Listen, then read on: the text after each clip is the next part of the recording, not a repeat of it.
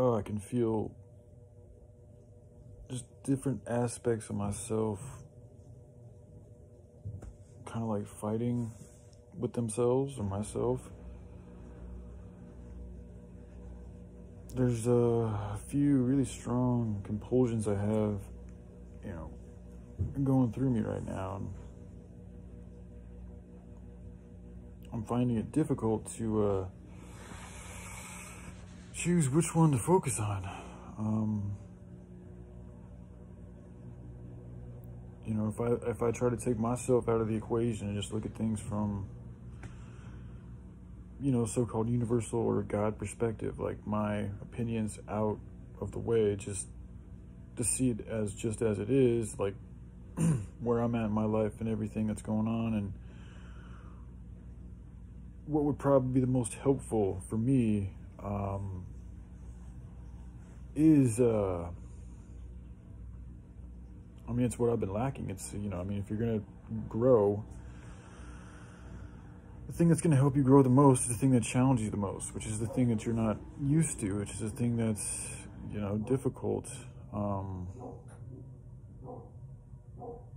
So for me, that would be, you know, being in a relationship with a female, you know, just talking with a female, something I haven't done in a very long time.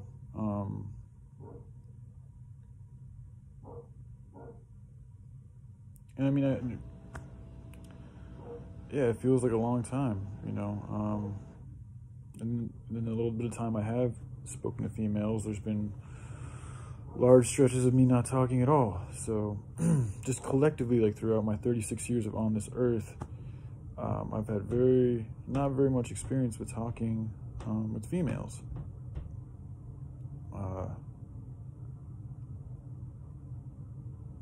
You know, it is what it is.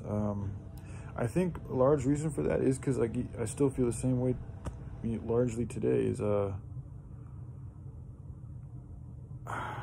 think that the way the world is, you know, materialism and all that, how prevalent it is, I think it has, I don't know, this could be, sometimes I feel like females are a little bit more susceptible to falling into these trends, because males, we have the ability to live, it's easier for us to live outside of these cities.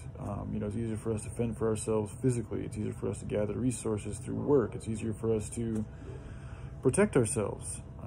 Whereas females don't have those same type of natural abilities. So that, and plus just the way the female mind works as opposed to the male mind, I think that the Matrix or the Babylon or whatever you want to call it, the way it's designed is perhaps a little bit more, you know, it can attract the female's mind and essentially soul or energy a little bit easier than men.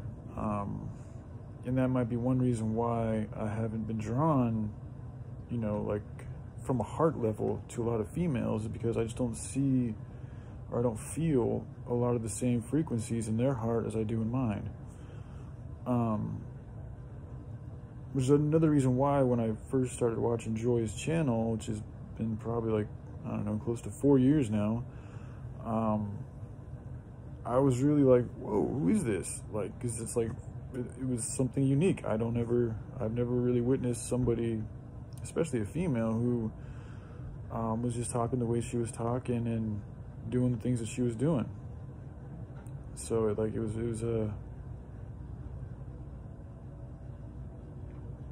was a spectacle, something you don't see every day for me. And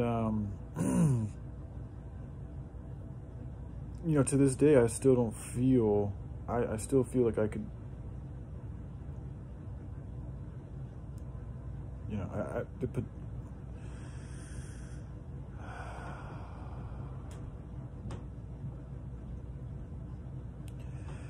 you know, I just gotta be honest, like I still don't really have, I mean, there's, you know, I've got a friend in Arizona who I've known for over 20 years. We're more like family. And he calls me all the time. He's awesome. He's always checking on me and stuff, and I often don't pick up the phone, but he's the only person in my life that I really talk to on a social level. Now, a lot of that's my own fault, because there's other friends or people I know who I don't choose to talk to, but a lot of the reason why I choose not to talk to them is because I just don't feel the same type of relatability, you know. You know, Joshua Pops, our relationship's a little bit different, so, but he is somebody I can relate to on a very deep level. But again, like, our relationship's a little different, so I don't. Anyway, my point is saying that I've met a lot of people, and I have been in and out of a lot of relationships, but I haven't really managed to keep anything stable for a long time. Well, I mean, when I was younger, I had friendships that lasted a long time, but since you know, my early 20s, things just started changing, and you know,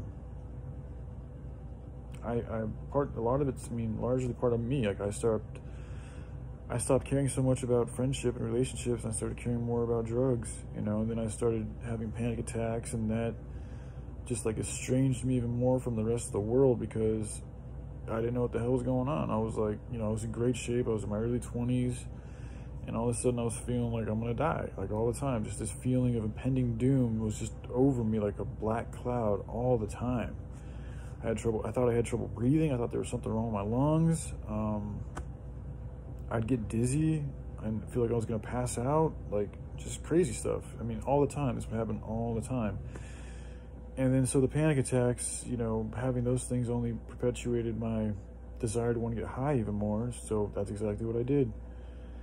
And then those two things just together just continued to push me into a darker place, you know, in a more lonely place, you know. And then when I tried to reach out to psychiatrists and stuff, that kind of just backfired, because, you know, then I got introduced to benzos and Suboxone and all these pharmaceuticals, which feel good but don't really do you any good. And with my addictive personality, I ended up taking way more than I was supposed to, and then I went through horrible withdrawals.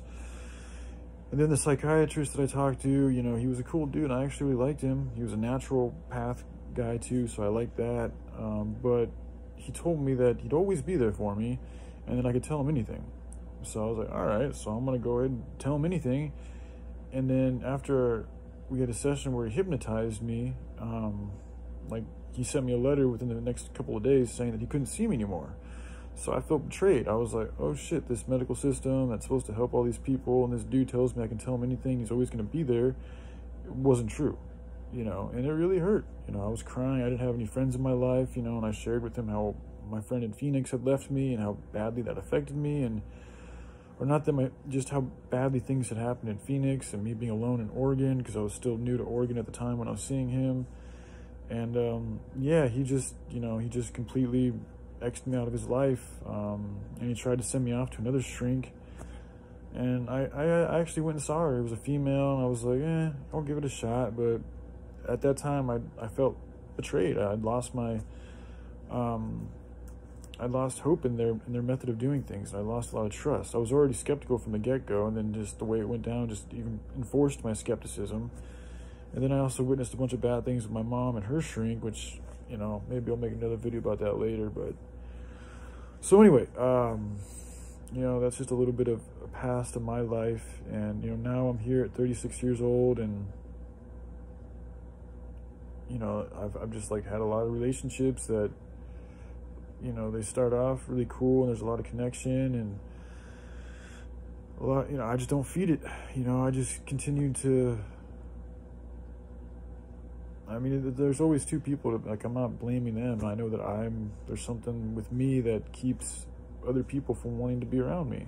So I recognize that, and, you know, I think that me taking kratom all the time, I know it affects my social ability, because it makes me not want to socialize. It makes me just want to sit and observe things that I find to be interesting or entertaining, for the most part. Like, it does take away my desire to want to be a part of a social experience. So, but at the same time, because I don't really have any social experience, it fills that void really well. But it's also, it really doesn't fill the void. It's really just expanding the void. But temporarily, it does give me that comfort that I'm seeking, you know. And in the depths, I mean, and I know that comfort that I'm seeking could be found, you know, in a counterpart, in a female. But I would have to really make a choice to want to commit to that relationship, and to really want to be there for them in that relationship, and not half-ass it, and not hold back, you know, my emotions and how I really feel, what I really want to do, and just the truth, you know, which I have not been the best at being in the past. You know, there's just moments I haven't been as forthcoming. There's moments I've been absent. There's moments that I'm pretty good about being honest, but I do have trouble showing up sometimes, and I do have trouble being consistent at times also. So, you know, the past couple of videos I've been including joy is awesome, because I mean, not only is the emotion joy awesome, but her, you know, those of you who know who I'm talking about, know that, well, I mean that's how I feel about her, is that she's awesome, man. And not just from, I mean, you know, there's a few different reasons, but from a human perspective, just to see somebody that's just so real, you know, and good at speaking what they truly feel. And I've told her this before, but especially for somebody like me, because I grew up, it's a repressive family. Like, there's, you know,